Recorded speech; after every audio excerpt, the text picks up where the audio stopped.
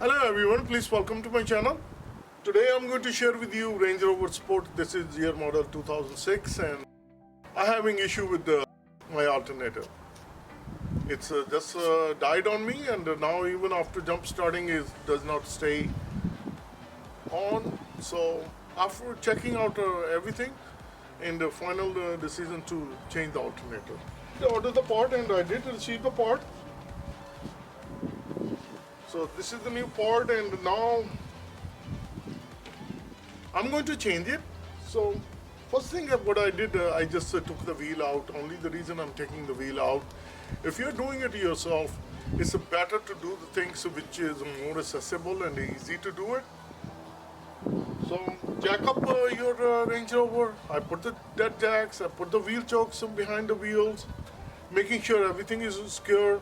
You don't have to remove the wheel, but this is moving wheel so that I can access my camera and I can show it to you. That's only the purpose of removal of the wheel. So now I'm going to go under the Range Rover. I'm going to remove the pan, which has many bolts. Then after that we're going to remove this cover. This is a plastic cover and holding by rivets. And we're going to do it. Before we even start anything, open the hood, making sure disconnecting the negative terminal. That is very important.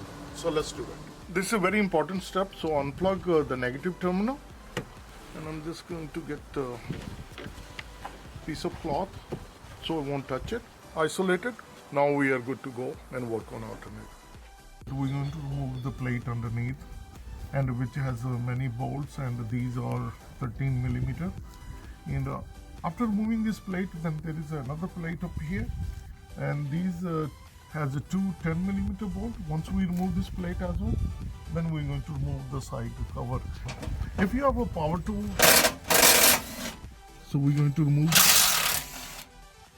This plate is heavy. If you have a second person that also give you hand or place something underneath, place a jack. What I'm going to do, I'm going to place a jack right here, and then I will lower it down. So we're going to remove it. After removing the plates from the bottom and also removing this plastic cover from here, and now we can see the alternator is right here. We're going to remove these two bolts. These are 13 millimeter two bolts here, and one bolt right on top of this tensioner pulley. These are electrical connections on the back. Good idea to look at the new one. Two bolts you're seeing at the bottom, and one bolt is right behind here. So let me remove it, then I'll share with you. There are two belt tensioner. One is this one for the main belt, and for the alternator belt, the tensioner is up there. This one is pretty tricky. 3/8 socket. I use pipe, give me a leverage, and once we pull that one out, and this is what happened. The belt releases from this side. Then I took the belt out. I took it out of the pulley and I just put it up here. You don't have to remove the belt, just leave it up here. We're going to remove these two bolts and one big bolt behind this tensioner pulley, right behind it. You have to make sure that you get the socket and then you remove it. This was the harder one to remove the bolt. So it's always a good idea to remove the first this one. Once you remove it, then we're going to remove these bottom ones. So after removing top bolt, these are other two bolts. Once we remove it, alternator comes down like this. Now we need to maneuver a little bit because the wires on the back, we're going to open those wiring. So we bring the alternator down like this. Now you see this, the rubber boot, we're going to take that one off and we're going to unscrew. This is the positive terminal, we removed it. And when we're going to put back, you have to watch out these two clips. Those should go into the alternator before you put the nut back. As for the connector, if you notice the tab, when we press it, it goes like this. So when you press it, you pull it back and it opens. So those two things you need to watch out. This is the new one and this is the old one, we removed it. And these are the cutout. So you need to make sure that that fits right in there before you tighten the nut. And now we're going to install the new one.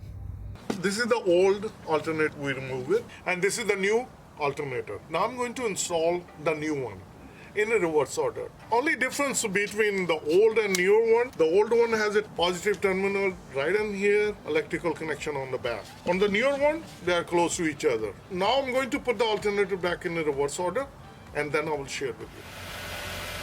After installing the alternator, I started the Range Rover and it's all working fine. It's almost now 10 minutes. It's been running okay. It was an easy replacement, but I did get into the situation where it gives me a little harder time. I'm going to shut off the engine.